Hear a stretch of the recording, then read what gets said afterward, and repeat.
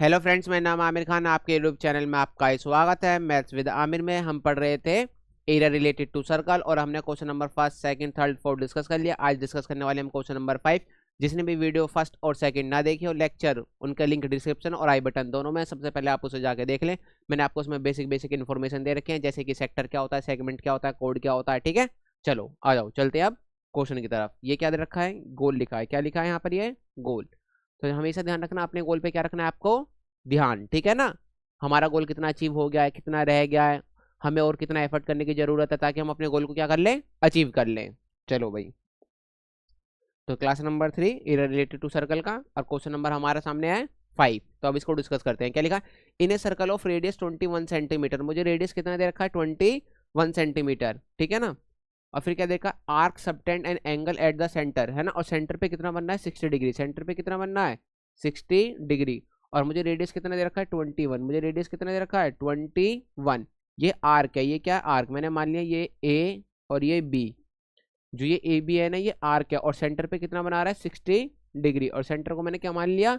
सी मान लिया। ठीक है, तो लेंथ ऑफ द आर्क निकालना। एक तो मुझे क्या निकालना? Length of the arc. और मैंने बताया था आर्क किससे याद रखते हैं? चूड़ी से। जैसे मम्मी ने मारे चूड़ी, है ना, और चूड़ी टूट गई, तो ये जो छोटा वाला हिस्सा है इसे क्या बोलते हैं? आर्क बोलते हैं। इसे बोलते हैं माइनर आर्क। और बड़े वाले को क्या बोलते हैं? Major arc. तो मुझे यहाँ क्या निकालनी है? लेंथ ऑफ आर्क निकालना है। तो मैंने लेंथ ऑफ आर्क का आपको फॉर्मूला बताया था, एक और याद दिला देता हूँ।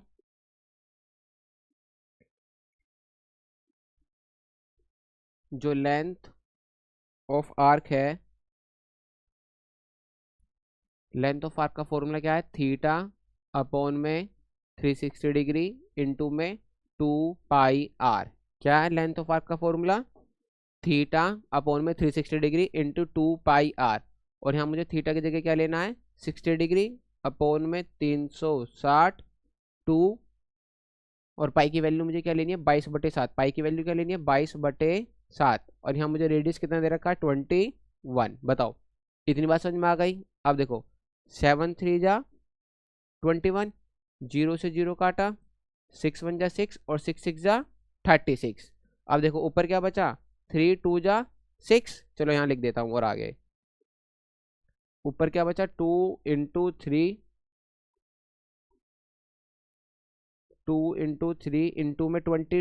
और अपन में क्या बचा? 6 बचा। तो देखो 3 2 जा 6, 6 से 6 कट गया। इसका मतलब ये क्या आ गया? 22 सेंटीमीटर, है ना? तो length of arc, length of arc, इसका मतलब ए से लेके बी तक, ए से लेके बी तक कितने सेंटीमीटर है? 22 सेंटीमीटर है। तो लेंथ ऑफ आर्क निकालना आ गया। ठीक है ना? अब मुझे क्या निकालना है? Area of a sector formed by arc. जो इस आर्क से ये सेक्टर बना है ना, देखो ये सेक्टर मैंने बताया था ना, पिज्जा की तरह होता है। अब मुझे क्या निकालना है? इसका एरिया निकालना है सेक्टर का। तो देखो एरिया ऑफ ए सेक्टर क्या होता है वो बताता हूँ। अब आपको एरिया ऑफ ए सेक्टर भी याद हो गया होगा अब तक तो। चलो पहले आपको सिखाता हूँ एरिया ऑफ ए सेक्टर कैसे निकालते हैं एक बार और।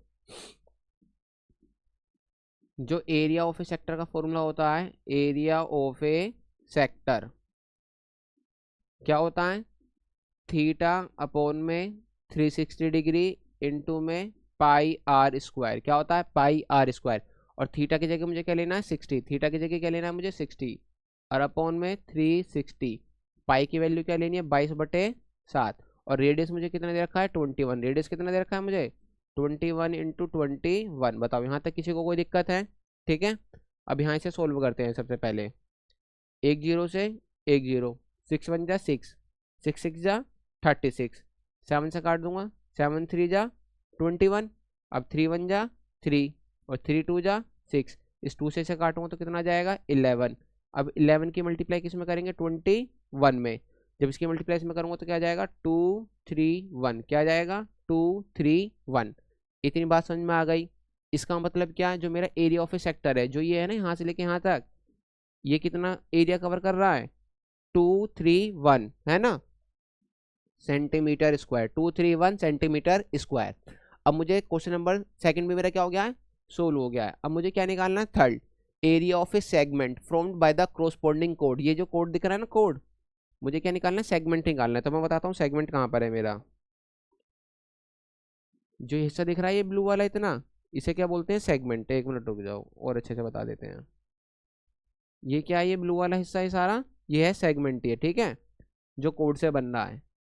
तो अब मुझे ये निकालना है। अब देखते हैं ये कैसे निकालते हैं। अब आपको थोड़ा विजुअलाइजेशन लगाना है। क्या लगाना है? थोड़ा सा विजुअलाइजेशन, ठीक है ना। समझो कैसे, आप थोड़ा खुद ही सोचो ये मैं कैसे निकालूंगा। ये जो ब्लू वाला है, ये ब्लू वाला कब निकलेगा? जब मैं सेक्टर में से क्या माइनस कर दूंगा? ट्रायंगल। सेक्टर में से मैं क्या माइनस कर दूंगा? ट्रायंगल। भाई ये सेगमेंट कैसे निकलेगा? जब इस सेक्टर में से क्या माइनस कर दूं? ऊपर वाला ट्रायंगल माइनस कर दूं। अब सबसे बड़ी बात है, सबसे पहले इस ट्रायंगल को हम सोल्व करेंगे। भाई एक तो तुम्हें इसका फॉर्मूला पता होना चाहिए, एरिया ऑफ ए सेक्टर, ठीक है। चलो यहाँ बताता हूँ, समझो। अब जो मेरे सामने ट्रायंगल था वो ये था। ये तो 60 डिग्री है। ये कितनी डिग्री है? 60। और मुझे दोनों साइड, ये रेडियस थे ना, रेडियस, तो ये दोनों साइड मुझे क्या दे रखे थे? बराबर दे रखे थे। अगर किसी ट्रायंगल में, मैंने क्या बोला, अगर किसी ट्रायंगल में दो साइड बराबर हैं तो उनके अपोजिट एंगल भी क्या होते हैं? बराबर होते हैं। तो ये भी क्या हो जाएगा? एक्स हो जाएगा, और ये भी क्या हो जाएगा? एक्स। इसे मैंने क्या माना था? ए बी, और ये मेरा सेंटर था सी। मैंने क्या बोला? अगर किसी ट्रायंगल में दो साइड क्या है? इक्वल है, तो उनके अपोजिट एंगल भी क्या होते हैं? इक्वल होते हैं। अब मैं यहाँ लगाने वाला हूँ सम ऑफ ट्रायंगल। तो मुझे पता है angle A plus angle B plus angle C क्या होता है? 180 डिग्री, है ना। क्योंकि सम ऑफ ट्रायंगल कितना होता है? 180 होता है तीनों साइडों को जोड़ने पर।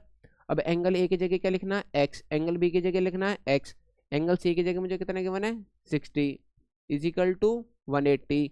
एक्स एक्स कितना हो जाएगा? 2x, और ये 60 इजिकल टू 180। ये प्लस का इधर जाके क्या हो जाएगा? माइनस का। तो 2x इजिकल टू 180 माइनस 60। तो यहाँ क्या आ जाएगा? 120। तो यहाँ से x की वैल्यू क्या आ जाएगी? 120 अपॉन में 2। तो यहाँ से x की वैल्यू क्या आ जाएगी? 60। x की वैल्यू क्या आ जाएगी? 60। और जब मैं यहाँ x की वैल्यू क्या रखूँगा? 60 रखूँगा। देखो ये भी क्या हो गया? 60। ये भी क्या हो गया? 60। और ये भी क्या हो गया? 60। इसका मतलब एक कैसा ट्रायंगल बन चुका है? इक्विलेटरल ट्रायंगल बन चुका है। और इक्विलेटरल ट्रायंगल के सारे एंगल और सारी साइड क्या होते हैं? इक्वल होते हैं। अब area of A equilateral triangle क्या होता है? तो यहाँ लिख लेते हैं,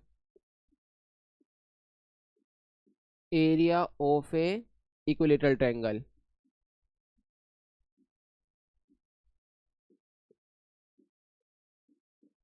क्या होता है? √3/4 और साइड का स्क्वायर। क्या होता है? √3/4 और साइड का स्क्वायर।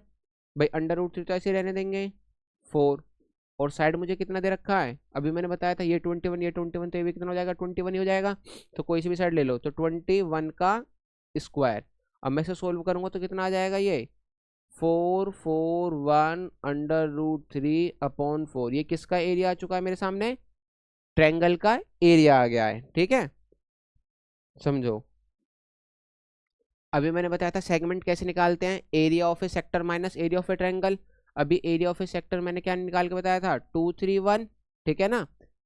अभी एरिया ऑफ ए सेक्टर निकाला था ना 231, और एरिया ऑफ ए ट्रायंगल अभी मैंने क्या निकाला? 441 √3/4। और ये क्या हो जाएगा हमारा आंसर? आप इसे यहाँ तक भी छोड़ सकते हो, वरना एलसीएम लेके भी सोल्व कर सकते हो, मगर यहीं तक आंसर है पेपर में, ठीक है। मैंने क्या निकाला? Area of a segment. Area of a segment कैसे निकालते हैं? सेक्टर माइनस ट्रायंगल, है ना, सेक्टर माइनस ट्रायंगल। अभी मैंने एरिया ऑफ ए सेक्टर क्या निकाला था? 231। और एरिया ऑफ ए ट्रायंगल कैसे निकाला मैंने? ये मैंने मुझे पता है, इक्विलेटरल ट्रायंगल बनना है। अभी मैंने आपको सोल्व करके दिखाया।